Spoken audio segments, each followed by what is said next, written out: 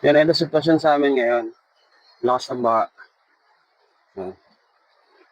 Eto, pauwi pa lang sila. Mga stranded silang lahat. Eto. Itong iba naman, andun sa taas. Huh?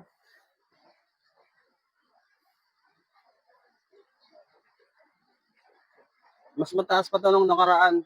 Abot siya ng leeg.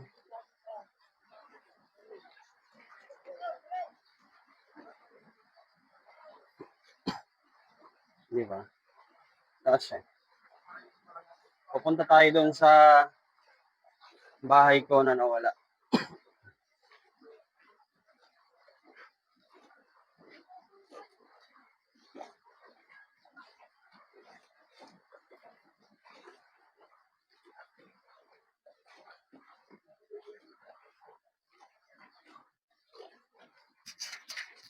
Kung makikita nyo nung nung doon sa Google Map na pinost ko, yan. Yan yun. Oh, walang bahay. Wala na, wash out lahat. Walang natira. Oh, all goods. All goods na yan. Kesa buhay natin yung nawala. Di ba? Okay na yan. Marami pa dito. Oh.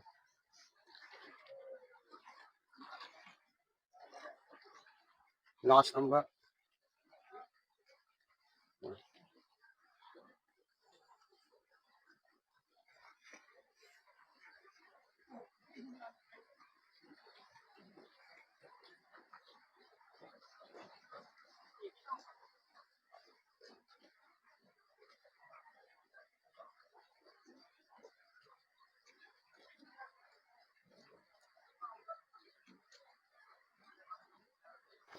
Ito yun, papakita ko sa inyo ng malapitan.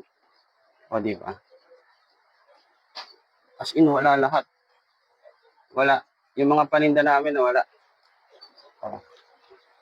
Yung CCTV ko na lang ang nandyan. Ayan o. Yung puti. Yung DIY CCTV. Yun na lang yung natira sa akin eh. Tapos yung nail cutter na sumasabit, ayun sa gilid. Ayan o. Wash out lahat, mga tol. Ito yung mga hindi natin inaasahan. O, di ba? Ang lala. Itong tali, ito yung kumakabit dun sa magiging hawakan nila. Para doon sa, andun sa likod ng bahay. Yan o, wash out lahat.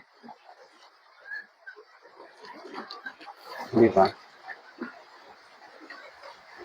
Wala, ganun talaga. May mga bagay tayong hindi inaasahan. Yun nga, yung tricycle nga, tumba na. Oh, tumba na lahat, yung mga tricycle. Marami pa yan.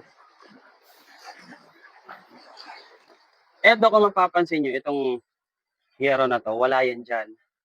Ano na yan? Daanan yun dyan. Daanan yan sa baba. Kaso wala.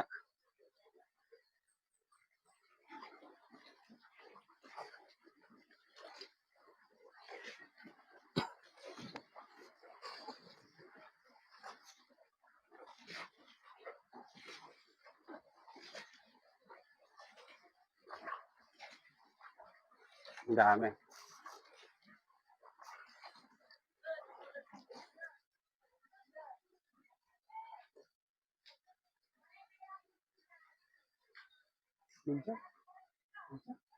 Dyan.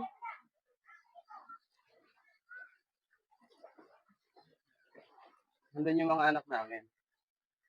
Ayun o, sa taas. Oh. Abot na. Yun yung pintuan sa baba. Abot yan dati. Ngayon kasi bumaba na.